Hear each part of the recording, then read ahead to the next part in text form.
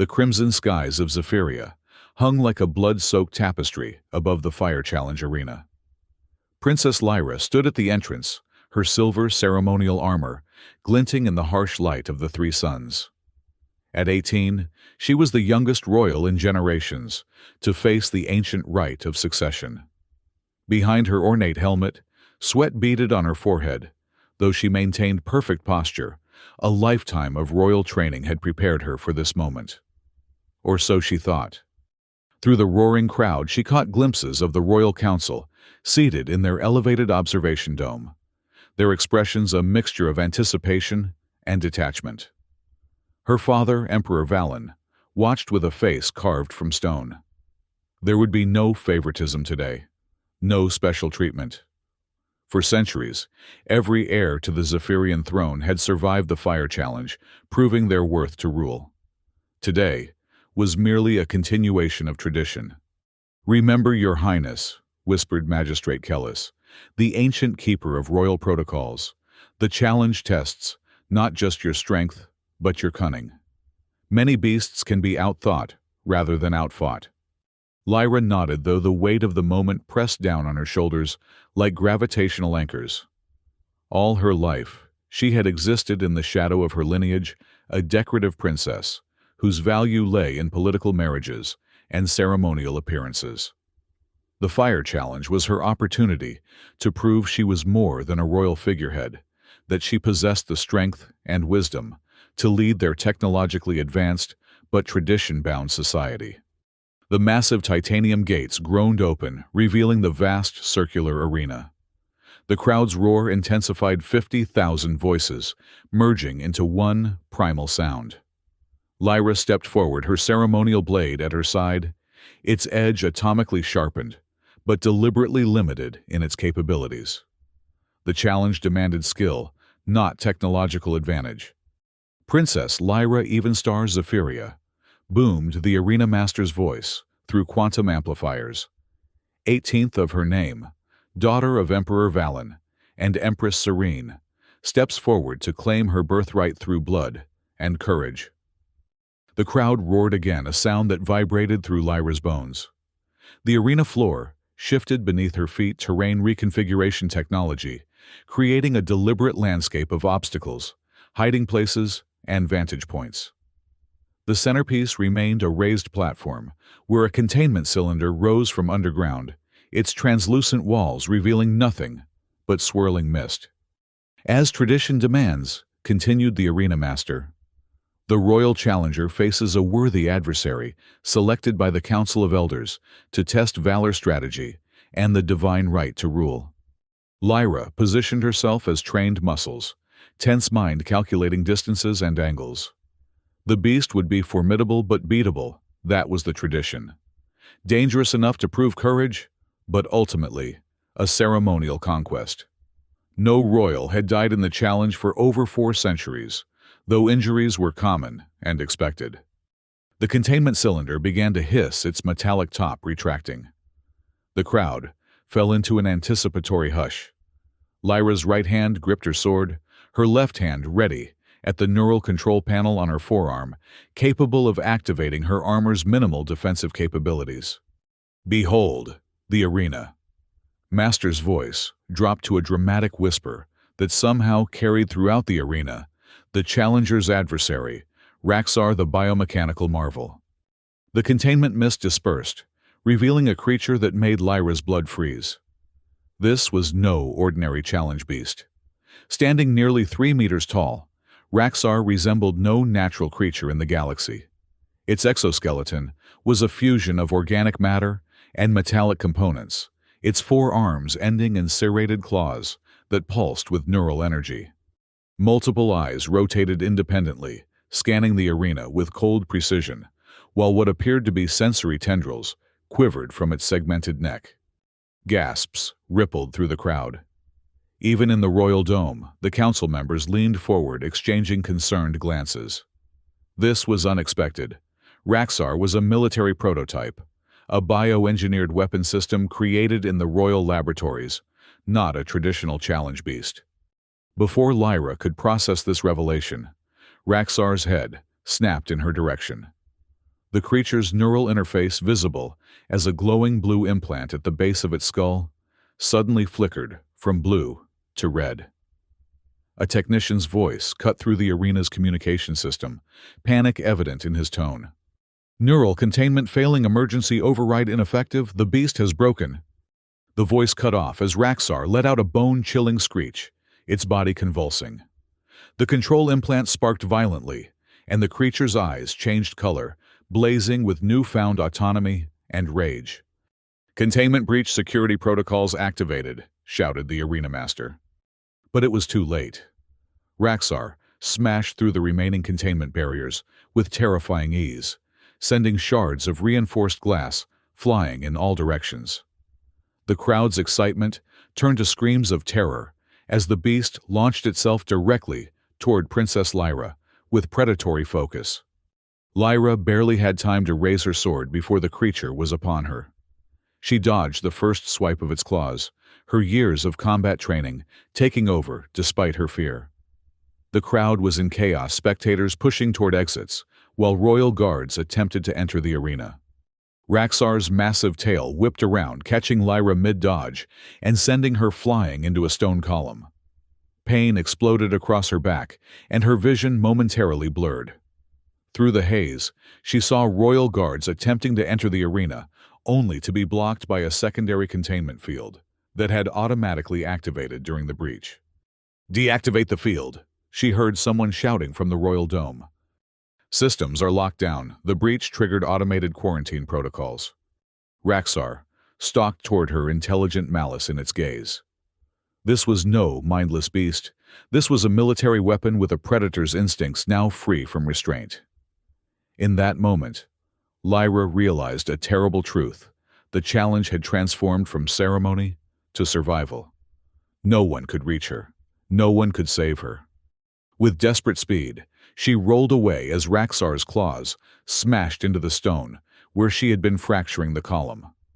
Her training took over as she sprinted toward a section of the arena designed with tactical advantages, higher ground, narrower passages that might limit the creature's size advantage.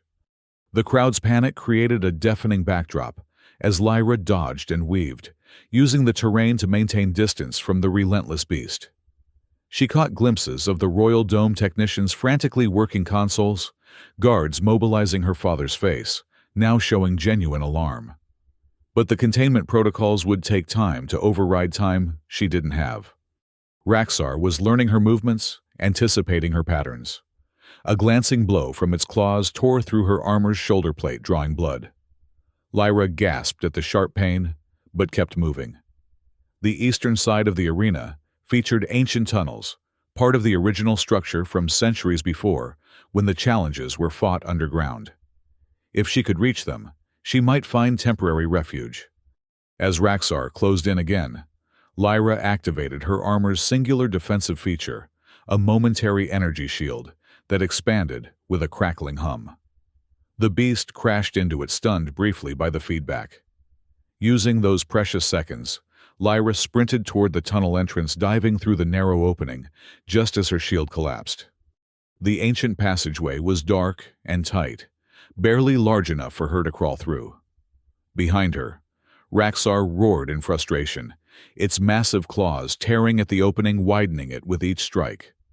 Lyra pushed deeper into the darkness, feeling stone give way to rough-hewn passages that predated modern construction. The sounds of destruction behind her drove her forward, until the passage unexpectedly opened into a larger underground cavern. Dim emergency lighting activated by her movement revealed an extensive network of forgotten chambers beneath the arena maintenance tunnels, structural supports and natural caves that had been incorporated into the complex's foundation. Lyra paused to catch her breath and assess her injuries. The shoulder wound was painful, but not debilitating. More concerning was a deep gash along her ribs where Raxar's claws had penetrated her armor. Blood seeped through her undersuit, warm against her skin. Her neural interface showed her armor systems were compromised, no more emergency shields, and the communication module was damaged. The distant sound of Raxar breaking through the tunnel entrance propelled her back into motion. The beast was too large for the smallest passages, but it was strong enough to tear through the ancient stone walls, creating its own path. Hours seemed to pass, as Lyra navigated the labyrinthine understructure, though her chronometer indicated it had been less than 40 minutes. Thirst clawed at her throat, and her wounds throbbed with each heartbeat. The passages grew more rugged, transitions between artificial tunnels and natural caverns becoming increasingly common. She had no illusions about her situation. Above, the technical teams would be working to override the containment fields, but such systems were designed to be nearly impenetrable, preventing technological sabotage during the historically significant ritual. Help would come eventually, but survival until then was entirely on her shoulders. The sound of shifting stone froze her in place. It came not from behind where Raxar had been pursuing, but from a side passage ahead. Lyra drew her blade, ignoring the protest of her wounded shoulder. "Who's there?" she demanded, her voice sounding small in the vast darkness.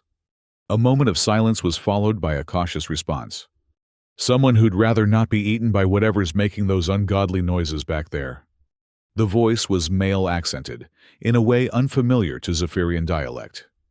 From the shadows emerged a figure that made Lyra's eyes widen. He was unmistakably human, a rarity on Zephyria. Tall and lean, dressed in what appeared to be modified space traveler gear with a composite bow slung across his back and a utility belt loaded with various tools. His face was weathered with several days' growth of beard and a fresh cut above one eyebrow. "You're human," Lyra stated, sword still raised. "Last time I checked," he replied, eyeing her royal armor. "And you're bleeding quite impressively for someone wearing that much metal." His gaze shifted to her shoulder wound. "Royal insignia. You're the princess they were making such a fuss about above ground. How are you here? The arena is restricted during the challenge." The man gave a half smile. "I have a talent for ending up where I'm not supposed to be. Name's Kane. I was exploring these tunnels. They connect to some abandoned mining operations I've been scavenging when all hell broke loose up there." He gestured vaguely upward. "What exactly is chasing you? Sounds bigger than I'd care to meet."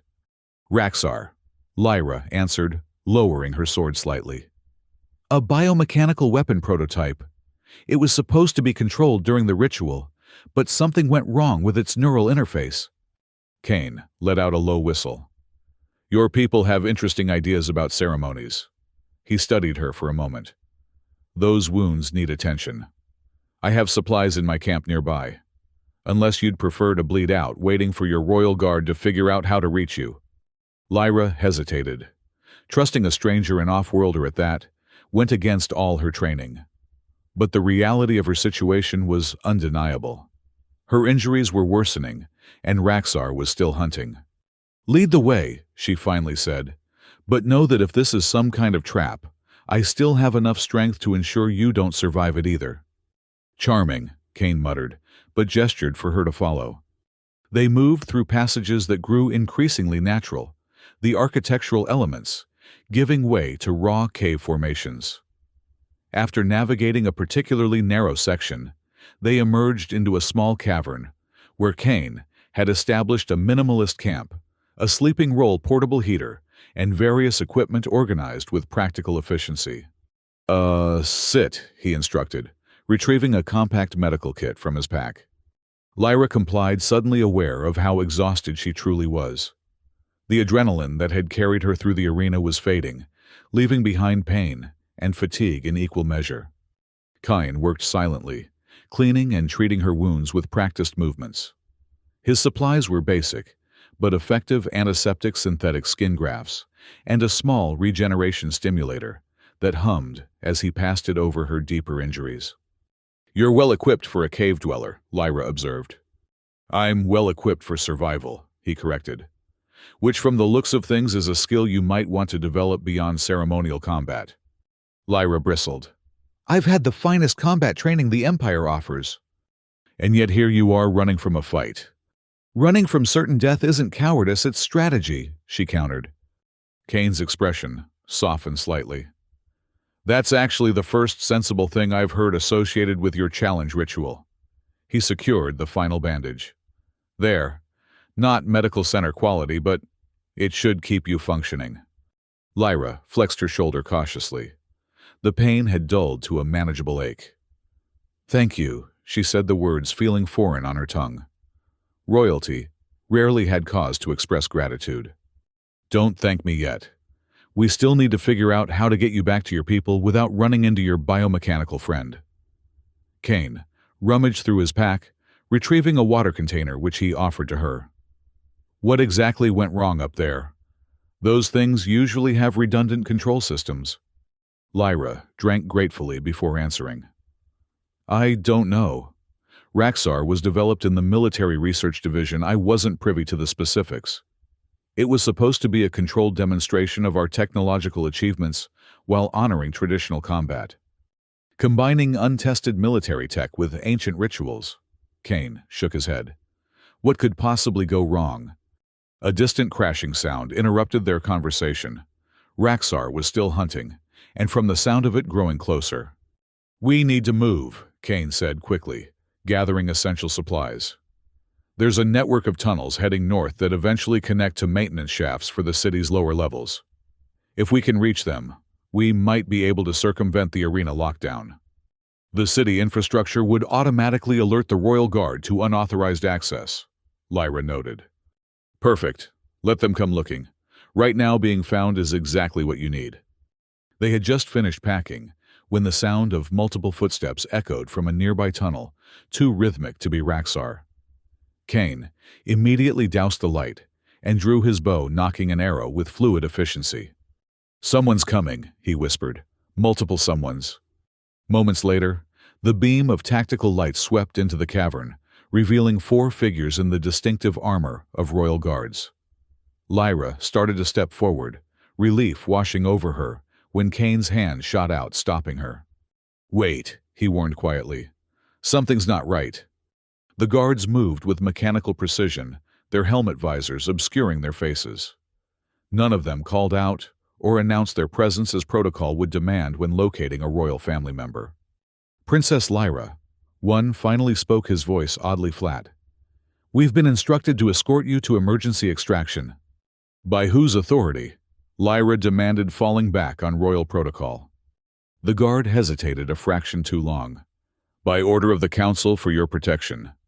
The Council doesn't issue direct commands to the guard, Lyra said, her suspicion growing. Only my father or the captain of the Royal Guard can authorize such action. The lead guard's posture shifted subtly, hands moving toward his weapon. Nevertheless, you will accompany us immediately. In one fluid motion, Kane loosed his arrow, striking the lead guard's helmet, precisely where the neural interface connected. The guard convulsed, his armor systems shorting out.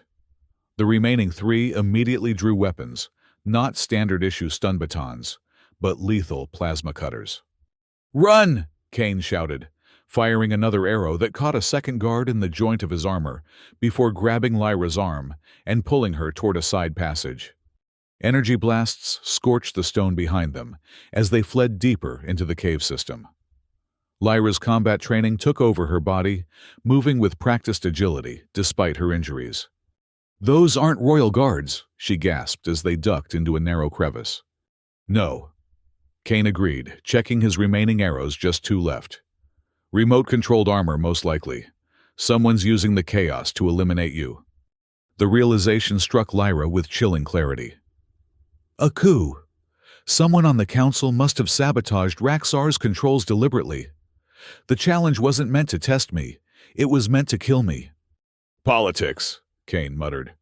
Deadlier than any monster. He peered cautiously around the corner. 2 approaching.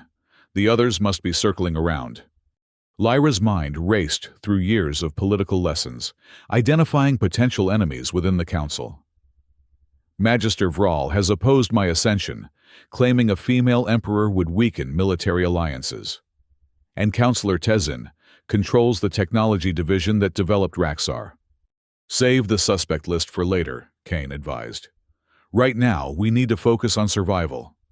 They navigated through increasingly narrow passages, using Kane's knowledge of the cave system to evade their pursuers. Twice, they were forced to double back when confronted with dead ends or sounds of pursuit, and once they hid in silence as false guards passed within meters of their position. Hours passed in this deadly game of evasion. Lyra's injuries began to throb a new fatigue, weighing her limbs like neutronium. Even Kane, clearly accustomed to harsh conditions, showed signs of strain. "We need to rest," he finally conceded, as they reached a small chamber with multiple exit tunnels. "Just briefly." They settled in a defensive position, backs to solid stone, with clear sight lines to all entrances. Kane shared his remaining rations, compressed nutrient bars that tasted like machinery, but provided essential energy. "Why are you helping me?" Lyra asked, after a period of vigilant silence. "You're risking your life for a royal from a planet that isn't even yours." Kane considered the question, his weathered face thoughtful in the dim light from his emergency lamp. "I've seen what happens when power transitions go wrong," he finally said. "Worlds tear themselves apart, and it's never the powerful who suffer most. It's the ordinary people caught in the chaos." He adjusted his bow, checking the string tension.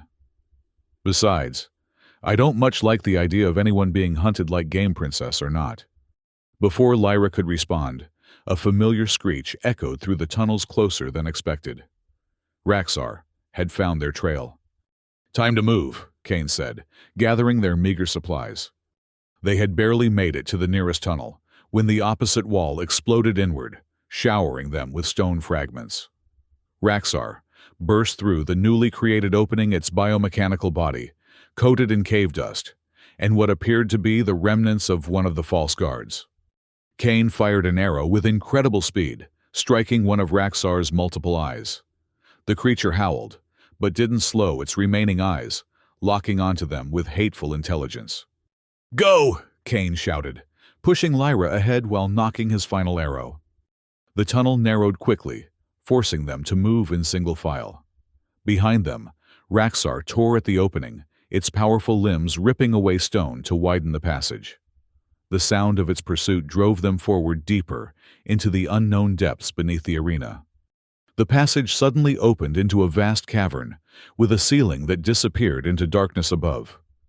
Ancient mining equipment lay abandoned throughout the space, remnants of Zephyria's industrial past. Multiple tunnels branched from the main chamber, their destinations unknown. "Which way?" Lyra gasped, her injuries limiting her speed.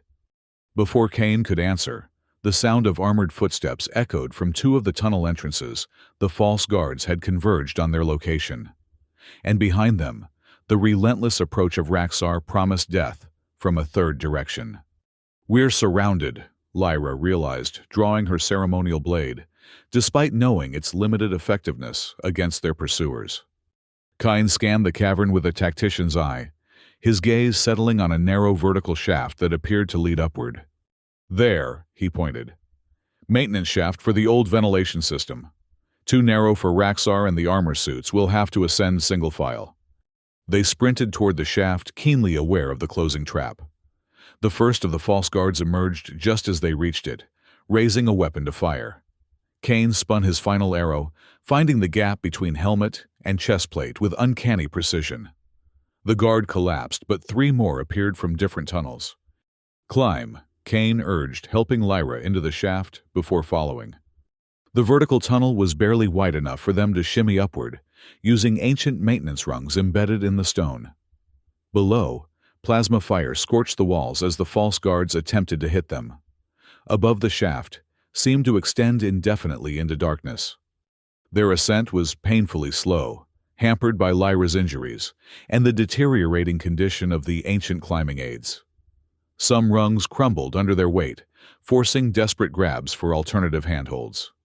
"They're climbing after us," Lyra warned, glimpsing movement below. "Keep going," Kane grunted, his face strained with effort. "There has to be an exit somewhere above." The shaft gradually angled from vertical to a steep incline, making progress slightly easier, but still grueling. After what seemed like an eternity of climbing, Lyra's hand found the edge of an opening, a horizontal passage branching from their vertical ascent. They pulled themselves into the new tunnel, just as plasma fire erupted from below the pursuing guards, now close enough for accurate shots.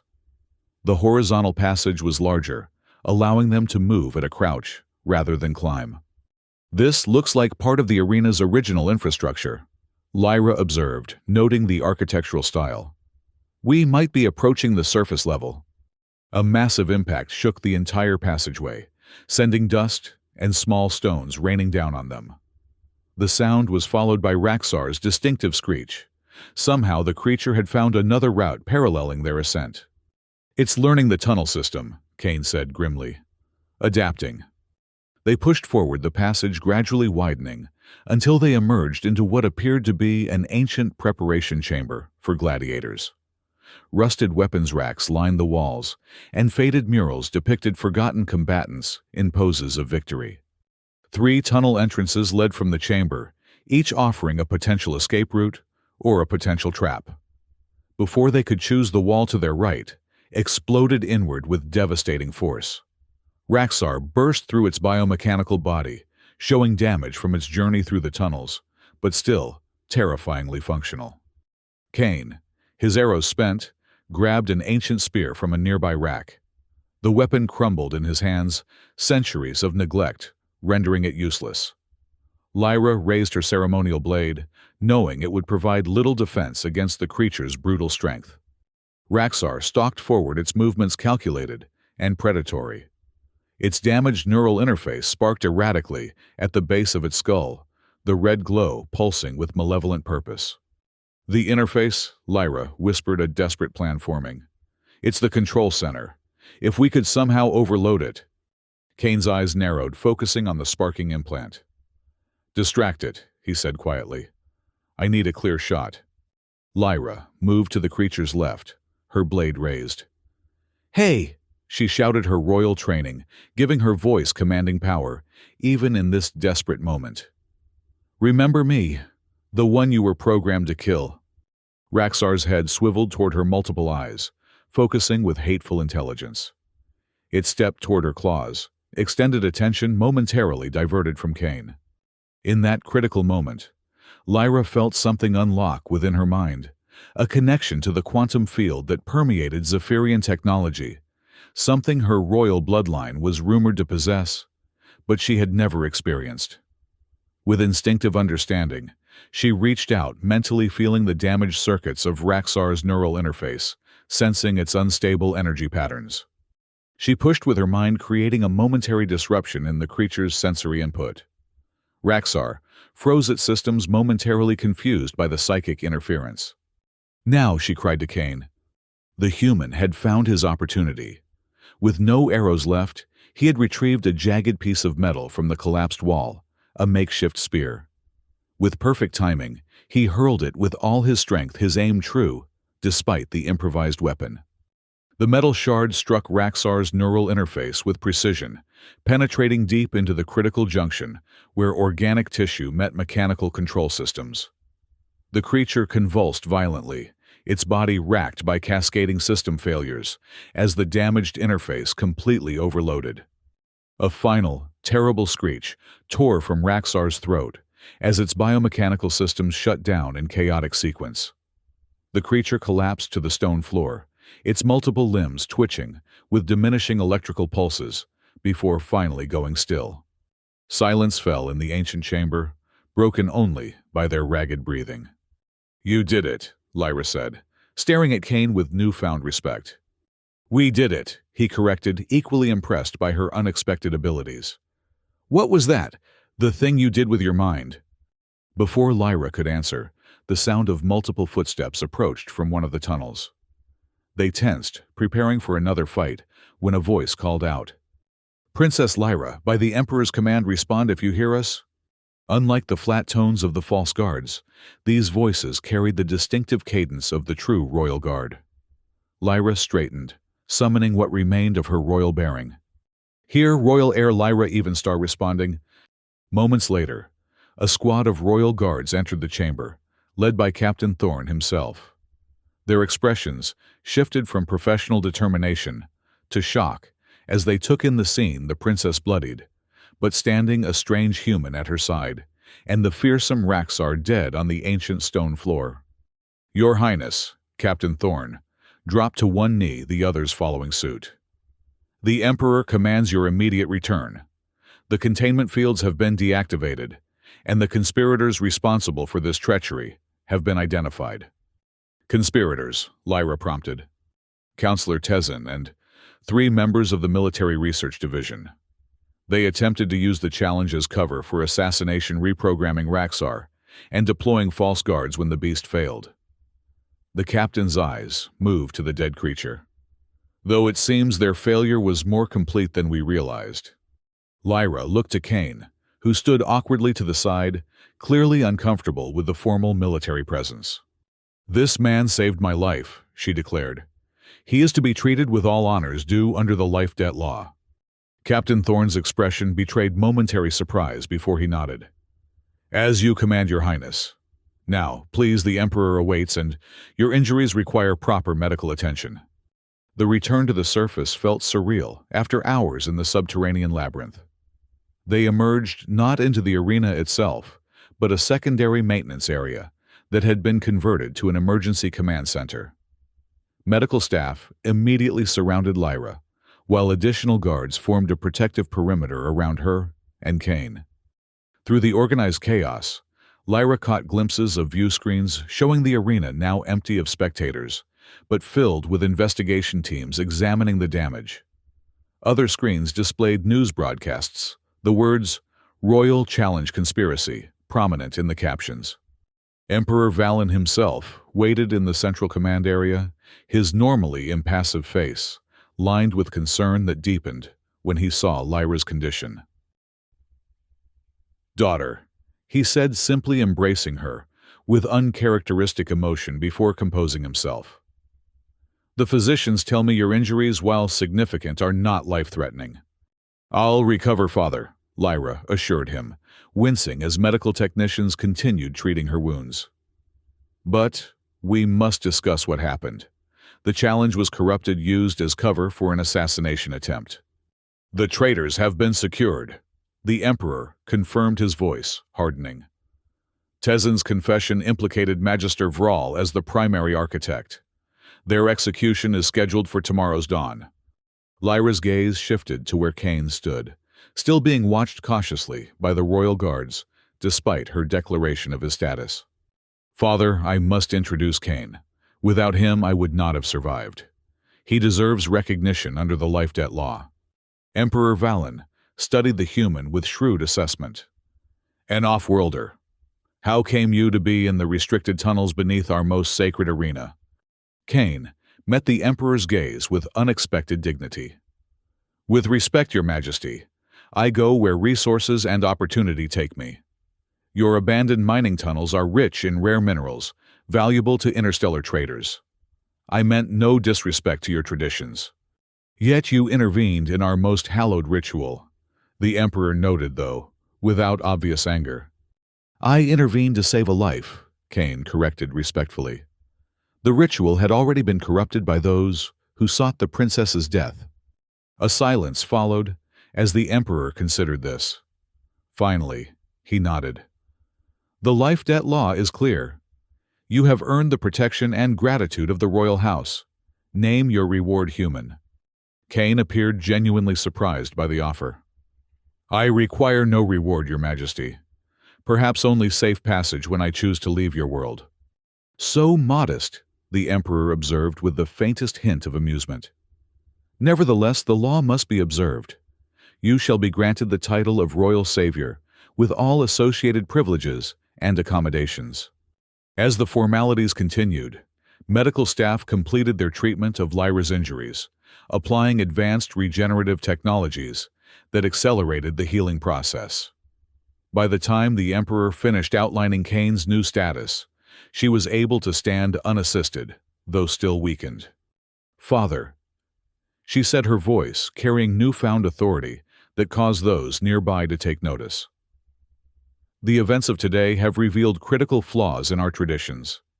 The fire challenge was meant to test leadership, not serve as a mechanism for political assassination." The Emperor's expression remained neutral, but his eyes betrayed interest in this new assertiveness from his daughter. "What would you suggest, daughter? The challenge has stood for centuries as the mark of royal worthiness." Lyra straightened to her full height, ignoring the lingering pain of her injuries. The true test of leadership isn't surviving an orchestrated combat, but demonstrating wisdom in governance and courage in crisis. Today showed that technological safeguards can be corrupted, that traditions can be weaponized against the very institution they were designed to protect. Murmurs rippled through the assembled officials and guards. Such direct criticism of ancient traditions was unprecedented, especially from an heir who had not yet completed the succession ritual. "I propose a reform of the challenge," Lyra continued, her voice gaining strength. "One that tests intellect, diplomatic skill, and yes, physical courage, but not through glorified gladiatorial combat. Our society has evolved beyond such primitive displays, even if our rituals have not." The Emperor studied her for a long moment before speaking. Bold words from one whose challenge remains technically incomplete. "With respect, Father, I faced death not once but repeatedly today. I survived not through elaborate training or technological advantage, but through alliance with another." She gestured toward Kane. "Perhaps that is the most valuable lesson of leadership, knowing when to fight and when to collaborate." A thoughtful silence fell over the command center. Finally, the Emperor spoke, his voice carrying the weight of imperial decree. "The Council shall convene tomorrow to review the challenge protocols in light of today's events. You, daughter, have earned the right to lead that discussion." His gaze shifted briefly to Kane. "And you, human, will provide testimony on the events below ground." "There is one more matter," Father, Lyra added. "During the confrontation with Raxar, I experienced something. A connection to the quantum field, an ability to briefly interface with its neural systems." The Emperor's expression changed subtly, recognition rather than surprise. "The royal resonance. It typically manifests during moments of extreme duress. Your mother experienced it first during diplomatic negotiations that nearly devolved into war." A rare smile crossed his face. "It seems your royal abilities have awakened earlier than tradition would have allowed." The next 3 days passed in a blur of medical treatments, security debriefings, and political maneuvering. Kane found himself unexpectedly thrust into the inner workings of Zephyrian royalty, his new status granting him access and privileges that clearly made some council members uncomfortable. On the morning of the 4th day, Lyra found him on one of the palace's lower balconies, staring out at the sprawling technological marvel that was the capital city. He had traded his weathered space traveler gear for locally provided attire, though he had politely declined the more elaborate formal wear offered to him. "Admiring the view?" she asked, joining him at the balcony's edge. "Contemplating how quickly life can change," he replied. "A week ago I was scavenging minerals from abandoned tunnels. Now I'm drinking royal synth wine and sleeping in a room bigger than my first spaceship." Lyra smiled, noting how much stronger she felt after days of advanced medical treatment. "The Council votes today on my proposals for reforming the challenge. I thought you might want to attend." Kane turned to face her fully. "Is that wise? I'm still an outsider here. Some of your council members can barely hide their distaste for my presence." "Which is precisely why you should be there," Lyra countered. "The changes I'm proposing aren't just about the ritual itself. They're about expanding our perspective beyond Zephyrian tradition. Your experiences across multiple worlds offer valuable insight." He studied her with newfound respect. "You're not what I expected when I first saw that royal armor." "No," she asked, raising an eyebrow. "Most royalty I've encountered view their position as an entitlement. You seem to view it as a responsibility." He paused, considering his next words carefully. "That's rare in my experience." The council chamber was an architectural marvel, its circular design, featuring concentric rings of seating, centered around a quantum projection platform. The remaining council members, 11, since the arrest and execution of the conspirators, had already taken their positions when Lyra entered with Kane, following at a respectful distance. Emperor Valen occupied the imperial seat, elevated slightly above the others. He acknowledged Lyra with a formal nod as she took her position at the presentation platform. "The Council recognizes Princess Lyra Evanstar Zephyria," intoned the ceremonial announcer. Speaking on the matter of challenge reform, Lyra activated the quantum projector, which displayed three-dimensional images of historical challenges, alongside data on their outcomes. Esteemed Council Father, she began, her voice steady and authoritative. For 15 generations, the Fire Challenge has served as the final test of royal succession. Its purpose was never the spectacle of combat, but the demonstration of qualities essential for leadership: courage, strategic thinking, and grace under pressure. The projection shifted to display the damaged arena, then Raxar's biomechanical form. Recent events have demonstrated that our current implementation of the challenge has become vulnerable to manipulation. When tradition becomes rigid, it becomes fragile. When rituals become predictable, they become weaponizable. Councillor Mavis, one of the more conservative members, leaned forward. What exactly are you proposing, Princess? The challenge has sacred significance. I propose evolution, not abolition, Lyra clarified. A challenge that better reflects the complexities of modern rule. The projection changed again, displaying a multi-phase trial concept. Phase 1, strategic scenario, simulations, testing, governance decisions. Phase 2, diplomatic negotiations with representatives from our allied worlds. Phase 3, a controlled physical challenge that tests courage without relying on spectacle or unnecessary risk. You would remove the element of mortal danger entirely, questioned another council member. How then would we test the heir's willingness to sacrifice? By placing something other than their own life at stake, Lyra answered. True leadership isn't about personal bravery alone.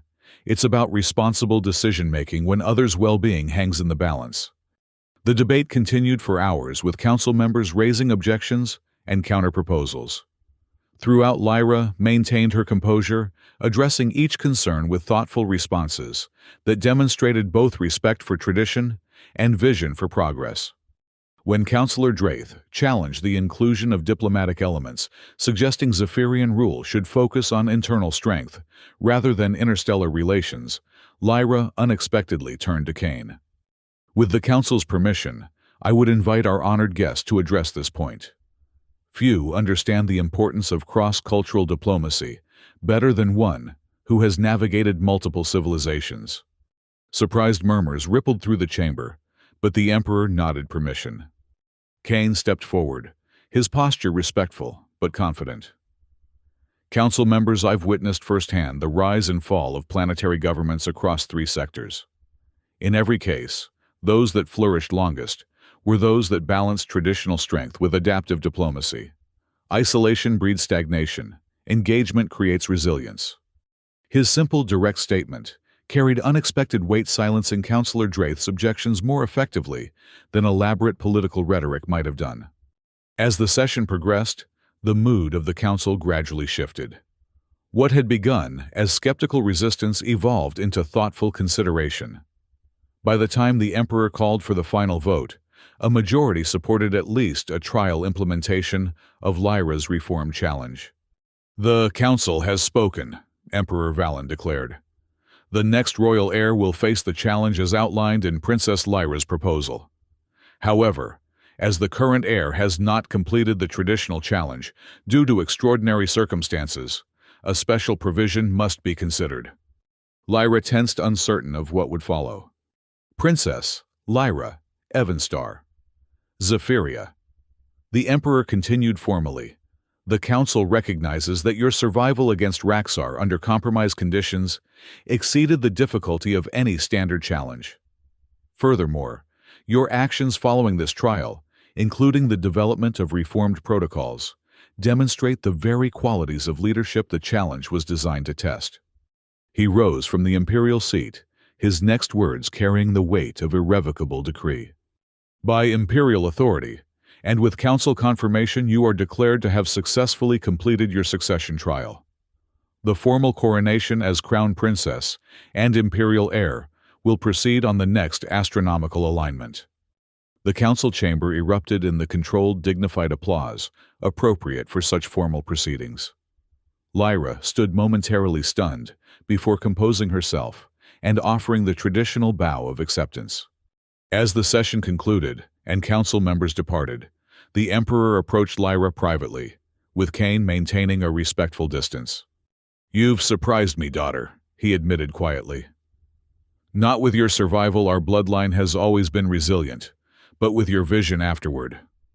Many would have emerged from such an ordeal demanding vengeance, or clinging more tightly to tradition for security." "I had help seeing a different perspective," Lyra acknowledged, glancing toward Kane. "Yes, your human savior." The Emperor studied Kane thoughtfully. "An unexpected variable in the equation of succession. The life-debt law grants him permanent status within our society, should he choose to accept it. And if he chooses to continue his travels, then we honor that choice as well. Freedom is a privilege we should respect even as we maintain our own traditions." The Emperor placed a formal hand on Lyra's shoulder, the closest expression of affection permitted in public settings. "Your mother would be proud of the leader you're becoming." With that, he departed, leaving Lyra and Kane alone in the magnificent chamber. "So," Kane said after a moment of silence, "Crown Princess, quite a promotion from when we first met in that cave." Lyra smiled, the formal demeanor required for council proceedings softening. "All because you decided to explore tunnels you shouldn't have been in. One of my better trespassing decisions, as it turns out." He hesitated before continuing. "Your father mentioned choices about staying. The life-debt law grants you citizenship and status if you want it," Lyra confirmed. "You would have a place in the royal household advisory capacity, most likely given your unique perspectives."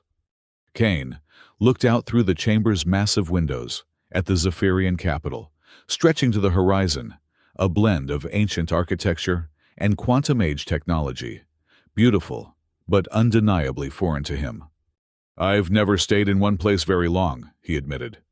"Always another horizon, another opportunity." "I understand," Lyra said, surprising herself with the genuine disappointment she felt. "The royal offices will arrange whatever you need for your departure." "I didn't say I was leaving immediately," Kane clarified. "Perhaps I could stay through the coronation at least. It seems only fair to see the conclusion of this adventure." A hint of his characteristic half-smile appeared. "Besides, I've never attended a royal coronation before. Might be educational." Lyra felt an unexpected warmth at his words. "We'll make sure it's worth your while, though I can't promise any more biomechanical monsters or cave chases." "Thank the stars for small mercies," he laughed. The following weeks transformed the capital as preparations for the coronation progressed. The arena symbol of the traditional challenge was redesigned as the ceremonial grounds for the new succession protocol, its reconstruction physically embodying the changes Lyra had initiated. Throughout this period, Kane found himself increasingly integrated into the daily workings of the palace. His outsider perspective proved valuable in unexpected ways, from identifying security vulnerabilities to offering insights on interstellar relations that Zephyria's isolated technological society had overlooked. For Lyra, the days were filled with intensive preparation, not combat training as tradition would have dictated, but diplomatic protocols, governance principles, and further development of her newly awakened quantum resonance abilities. The latter proved particularly challenging, requiring meditation techniques to control the mental connection to Zephyria's underlying technological infrastructure. On the eve of the coronation, she found Kane in one of the palace's ancient gardens, a rare space of natural growth amid the technological metropolis. He was examining a native flowering plant, with the same careful attention he might give to a valuable mineral sample. "Our biologists say those blooms are unique to Zephyria," she commented, joining him. "Something about our specific atmospheric composition creates the bioluminescent properties." "Nature finds a way to be extraordinary everywhere," he replied gently, touching the glowing petals. "Even on worlds as dominated by technology as yours." Lyra sat on a nearby bench, temporarily free from the constant presence of advisors and security that had surrounded her since the challenge incident. "Tomorrow changes everything," she said, more to herself than to him. Crown Princess is more than a title, it's the beginning of active governance. My father will expect me to shoulder significant responsibilities immediately. You seem well prepared, Kane observed, joining her on the bench. Prepared by protocol, perhaps, but ready. She shook her head. The attempted assassination revealed how little I truly understood about the political landscape. How many other plots might be developing that I'm not aware of? Kane considered this. In my experience, perfect awareness isn't possible no matter how advanced your technology or training. Leadership isn't about having all the answers. It's about making the best decisions with the information available and being adaptable when that information changes. Is that what you do, traveling between worlds, adapt continuously? Survival requires it, he confirmed. Though I admit adapting to royal accommodations and formal dinners has been less challenging than some environments I've encountered. That drew a genuine laugh from Lyra. The council members are still talking about how you use the ceremonial water basin instead of the molecular cleansing field at last week's dinner. In my defense, they look remarkably similar, Kane protested with mock indignation. Their laughter faded into comfortable silence as the garden's natural luminescence intensified with the setting of Zephyria's 3 suns. The moment felt suspended in time, a brief respite before the momentous changes awaiting them both. Have you decided yet? Lyra finally asked the question that had remained unspoken between them for weeks. About staying. Kane's expression grew thoughtful. I've been offered permanent quarters advisory status, even a small ship for diplomatic missions. Though I suspect that's just the council's way of giving me freedom to come and go without losing face. My father can be surprisingly perceptive, Lyra acknowledged. The truth is, Kane continued, I've never found a place that felt right to stay.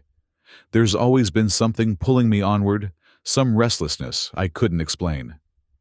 He turned to face her directly. Until now. The implication hung in the air between them, neither quite ready to address it directly. Whatever you decide, Lyra said carefully, your actions during the challenge have already changed Zephyria. The reforms wouldn't have happened without your influence. A legacy I never expected to leave, he admitted. Though I suspect it's just the beginning of the changes your rule will bring. Coronation Day dawned with all 3 suns aligned in a rare celestial event that bathed the capital in golden light. The newly redesigned arena was filled to capacity not with spectators anticipating combat, but with citizens witnessing the beginning of a new era. The ceremony itself blended ancient traditions with symbolic innovations. Lyra wore armor that resembled the traditional ceremonial suit, but featured significant redesigns, less ornate, more functional with integrated quantum interfaces that connected to her developing resonance abilities. The central platform, where once the containment cylinder for challenge beasts would have stood now, held a multifaceted quantum projection that displayed images from across Zephyria and its colonial territories. As Lyra ascended to this platform, the projections responded to her presence, creating a visual representation of the connection between ruler and realm.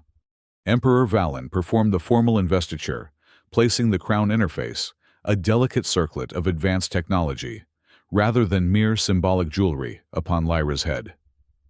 The moment it activated, connecting to her neural patterns, the quantum projections throughout the arena intensified, responding to her thoughts. People of Zephyria. The Emperor's voice carried throughout the vast space. Behold your crown princess and imperial heir, Lyra Evenstar. Zephyria reformer, of challenge survivor of treachery, connected to the quantum realm. The traditional titles were followed by one unprecedented addition, ally of outsiders, bridge between worlds. As the formal declaration concluded, Lyra stepped forward to address her people directly, another deviation from tradition, which would have had her remain silent until a separate ceremonial address days later. Citizens of Zephyria. She began, her voice strong and clear. Today marks not just my formal investiture, but the beginning of a new chapter in our imperial history. The challenge that nearly claimed my life revealed both threats to our stability and opportunities for our growth. The quantum projections shifted to display imagery of the reformed succession trials, emphasizing cooperation wisdom and measured courage rather than combative spectacle.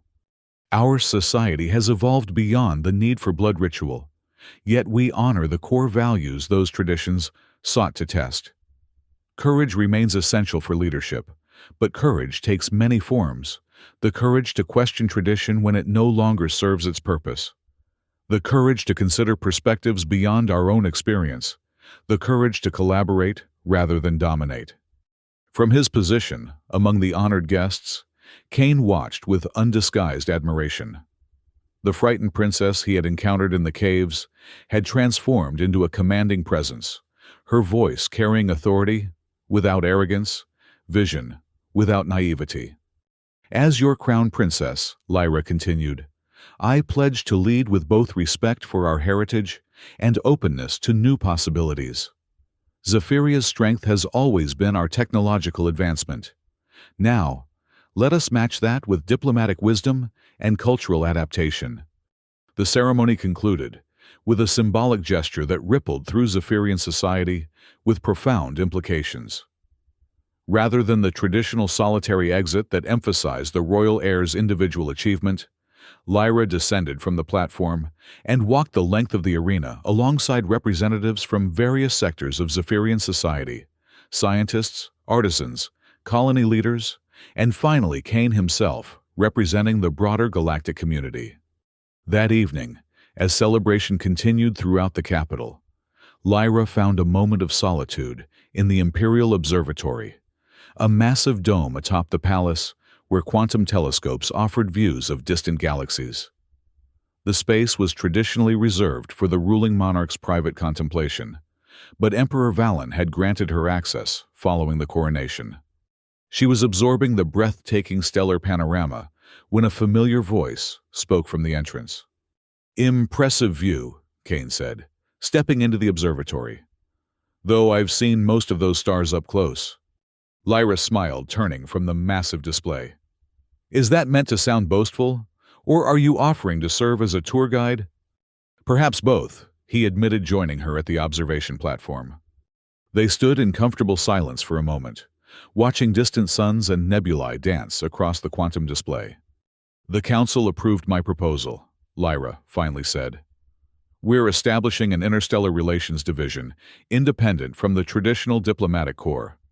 Its mandate will be broader cultural exchange, technological sharing, scientific collaboration. Sounds ambitious, Cain observed. It needs a director, she continued, watching him carefully. Someone with first-hand experience navigating different worlds, someone who understands both the challenges and opportunities of cross-cultural engagement. Cain's expression shifted as he realized what she was suggesting. You're offering me a position? I'm offering you purpose, Lyra clarified. The freedom to continue exploring, but with resources and infrastructure to support meaningful exchange, rather than mere survival. And a reason to return to Zephyria between journeys, he added perceptively. That, too, she acknowledged, not hiding the personal dimension of her offer. Cain turned his gaze back to the stellar display where countless worlds awaited discovery. I've spent my life moving between worlds, never truly belonging to any of them. The thought of having an anchor point a place to return to.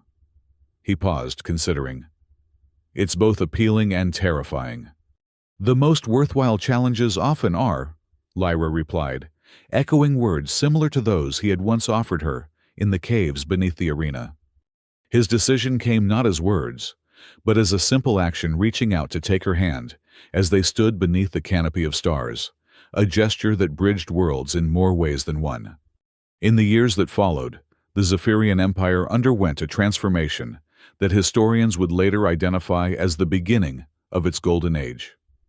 Under Lyra's influence as crown princess and eventual empress, the once isolated technological power evolved into a nexus of interstellar cooperation, its advancements shared rather than hoarded. The Interstellar Relations Division, under Cain's unconventional leadership, established cultural and scientific exchanges with dozens of previously ignored or marginalized civilizations. His network of contacts built through years of planetary wandering proved invaluable in opening doors that formal diplomacy had found closed. Raxar, the biomechanical weapon that had nearly ended the royal line, became instead a catalyst for reform. The military research division that created it was restructured. Its focus shifted from weapons development to defense systems and environmental adaptation technologies. The damaged neural interface recovered from the creature's remains led to breakthroughs in biomechanical medicine, eventually saving countless lives across multiple worlds. The Fire Challenge. Once a spectacle of controlled violence evolved into the Crucible of Wisdom, a multifaceted succession trial that tested intellect, diplomatic skill, ethical reasoning, and controlled crisis management. The first heir to complete this reform trial would be Lyra and Cain's daughter, many years later, demonstrating aptitudes inherited from both her royal mother and her wanderer father. But those developments lay in the future beyond the scope of this tale, which began with a princess who thought no one would save her, and ended with the realization that true strength comes not from facing dangers alone, but from the courage to accept alliance, adaptation, and change.